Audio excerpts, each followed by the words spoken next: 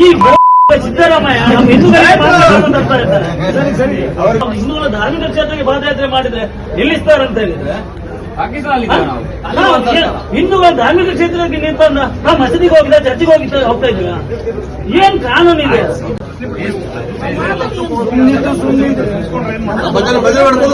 ಮಾತಾಡೋದಿಲ್ಲ ಉಂಟು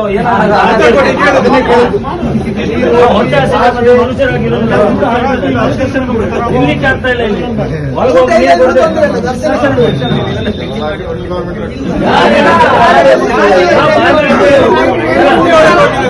ನಾವು ಪಾದಯಾತ್ರೆ ಹೊರಟದ್ದು ದೇವರ ದರ್ಶನ ಮಾಡಿ ನಾವು ನೀರು ಕುಡಿಯೋದು ಅಂತ ಹೊರಟದ್ದು. ಪಾದಯಾತ್ರೆ ಮಾಡ್ಲಿಕ್ಕೆ ಬಿಡ್ಲಿಲ್ಲ.